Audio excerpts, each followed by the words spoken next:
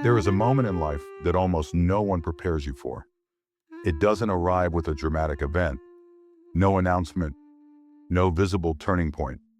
It begins quietly, usually while watching someone else succeed. You see them move through the world with a kind of invisible momentum. Doors open easily. Opportunities appear at the right moment. Someone introduces them to the right person. A mentor takes interest. A family member believes in them long before they've proven anything.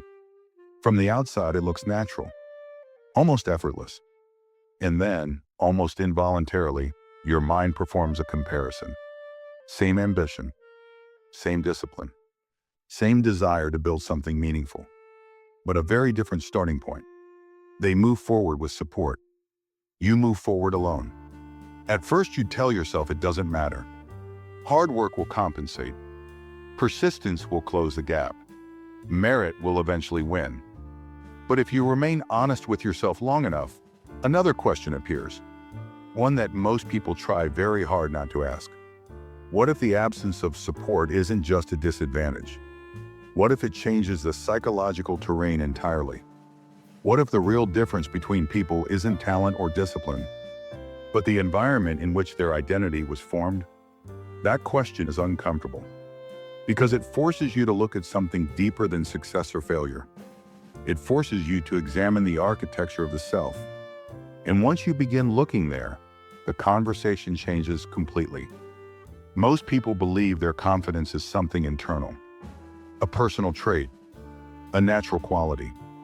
But psychological reality is far less romantic.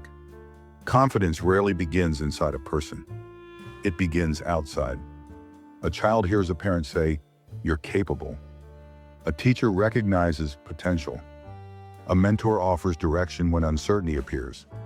A community reflects approval. Slowly, those external signals begin forming a structure. Over time, that structure becomes internalized. Eventually, the individual forgets where it came from. The outside voice becomes an inside voice. And what began as external validation begins to feel like personal certainty. In psychology, this process is normal. In fact, it is how identity usually develops. But it produces an interesting side effect. A self that feels internal, but whose foundation was built externally. As long as the environment remains supportive, this system works perfectly. The person feels confident. They take risks. They move forward. But something important remains untested. What happens when the scaffolding disappears?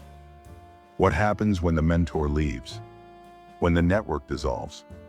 When the approval vanishes? For many people, that moment never arrives. Their structure remains intact throughout life. Their identity stays reinforced by the same systems that helped build it. They succeed. They progress. But they never have to answer the deeper question. Who am I when no one is there to confirm it? If you've grown up without strong support, you have been forced into that question much earlier. Not by choice, by circumstance. And while that experience feels like a disadvantage, psychologically it creates a very different developmental path, one that most people never walk. There is a reason human beings surround themselves with noise.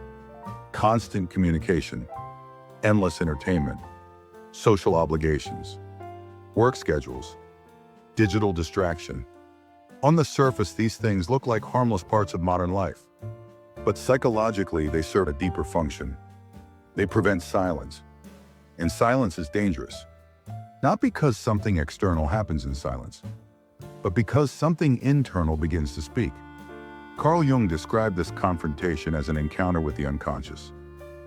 When external structure weakens, the mind begins revealing everything that had previously been hidden beneath activity. Resentment, fear, unprocessed grief, unrealized potential. Parts of the personality that were never fully expressed. Jung called this collection of disowned material the shadow. And the shadow is not simply darkness. It is also possibility. The unlived parts of yourself. The potential that was never given permission to emerge. For most people, this encounter remains theoretical. Their lives contain enough structure to keep the unconscious comfortably distant. But when external support is limited, The psychological noise fades, and what remains is silence. That silence is not empty. It is full of everything you have avoided seeing, which is why many people instinctively try to escape it. They fill their lives with work. Productivity becomes identity. Busyness becomes protection. Anything to avoid sitting still long enough to confront what is actually happening inside them. But Jung made an important distinction between two experiences that look identical from the outside: loneliness and solitude. Loneliness is the pain of isolation. It is what happens when a person is alone but wishes they were not. Solitude is something entirely different.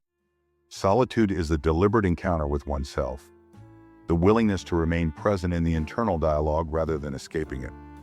Two people can live under identical circumstances. One becomes consumed by loneliness. The other undergoes transformation through solitude. The difference lies not in their environment, but in their orientation toward the experience. One resists the silence. The other listens to it. For individuals who have navigated life without support, there is another psychological dynamic worth examining: motivation. At first glance, ambition seems straightforward. You want success, achievement, recognition. But if you examine the emotional engine beneath ambition, something more complicated often appears. Many people are not simply pursuing success. They are attempting to prove something. To family members who doubted them, to teachers who overlooked them, to peers who underestimated them. The drive becomes a kind of defiance, a declaration that the absence of support was a mistake, and that motivation can be extremely powerful. It can sustain effort for years, but it carries a hidden instability, because proving people wrong is not the same thing as knowing what you truly want. Eventually, the external audience disappears. The critics fade, the doubters lose relevance. And when that happens, a deeper question emerges. If there was no one left to prove anything to, what would you actually pursue? For many people, this is the first moment they encounter their authentic desires. Not ambitions shaped by reaction, but values emerging from the core of the personality. And this moment marks the beginning of something Jung called individuation. Individuation is one of the central ideas in Jungian psychology. It describes the process by which a person becomes psychologically whole, not by copying expectations, not by fulfilling social roles, but by integrating the various parts of the psyche into a coherent identity. Individuation rarely occurs under comfortable conditions. The psyche, by nature, prefers stability. If the environment provides enough validation and direction, the mind has little reason to explore deeper layers. Development requires necessity, pressure, a disruption of existing structures. When the external path becomes uncertain, the psyche faces a choice: collapse or transformation. And transformation requires confronting the shadow, examining inherited beliefs, and constructing a sense of self that does not depend entirely on external approval. For someone raised within strong support systems, this confrontation may never become urgent. But for someone navigating the world alone, necessity appears early. Every decision must be made without guaranteed validation. Every failure must be processed without emotional safety nets. Every period of doubt must be navigated internally. Those experiences are painful, but they perform an invisible psychological function. They build autonomy, a form of stability that does not rely on external reinforcement. However, walking this path carries serious risks. Because when support is absent long enough, the psyche begins searching for protection. And it usually finds it in one of two psychological traps. The first trap is victim identity. This does not mean recognizing that circumstances are genuinely unfair.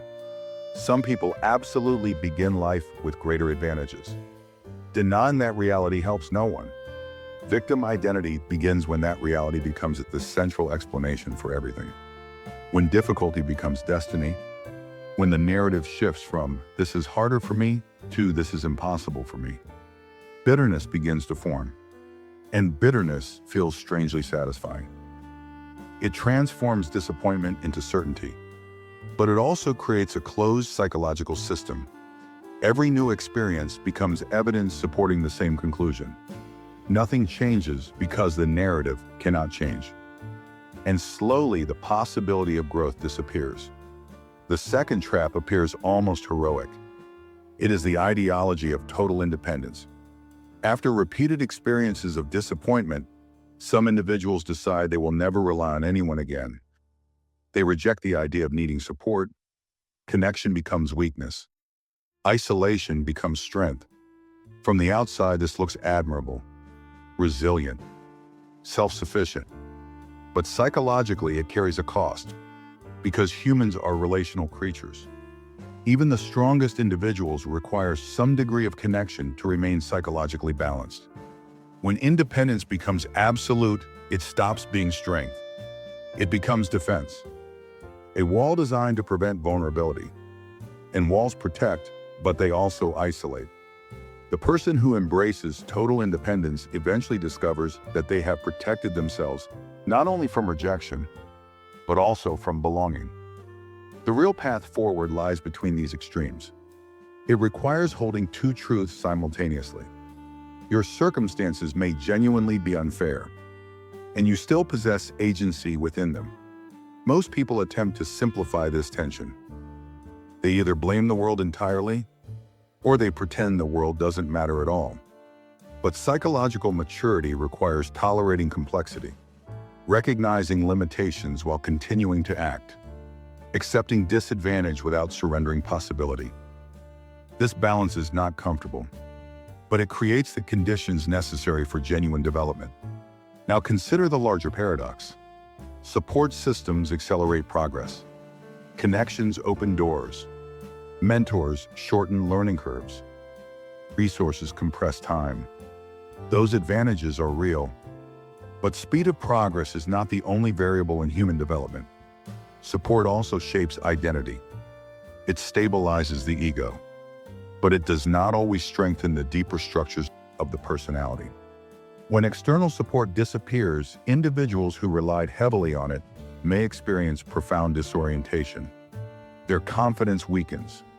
Their direction collapses, because the structure supporting their identity was partially external. Someone who has navigated uncertainty alone develops something different. A quieter form of stability, not confidence borrowed from approval, but confidence forged through experience. The ability to make decisions without reassurance. The capacity to endure failure without collapsing. The discipline to continue moving forward even when validation is absent. Those qualities are rarely visible from the outside. They do not appear on resumes. They are not easily measured, but they form a psychological foundation that is remarkably durable, because what was built internally cannot be dismantled externally. And this leads to the final question.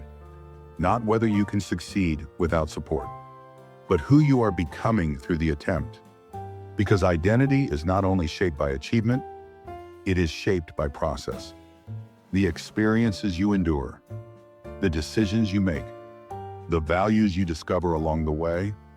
For someone forced to build themselves under uncertain conditions, that process reveals something rare. A self that was not inherited, not constructed by expectation, but discovered through necessity. Most people never encounter that version of themselves, not because they lack the potential, but because their environment never required the search. The support remained. The scaffolding stayed intact. The deeper questions were never urgent. But when external structures disappear, the only thing left is the individual. Their judgment, their values, their direction. And if they remain conscious through that process, if they resist bitterness, if they avoid the illusion of total independence, then something remarkable begins to emerge. Not just success, but authenticity. A personality that belongs entirely to them. A life constructed from internal conviction rather than external approval. And once that foundation exists, it becomes extraordinarily difficult to shake, because it was not given by the world. It was built despite it. And that may be the greatest advantage hidden inside the experience of having no one behind you. Not the speed of your progress, but the strength of the person you become along the way.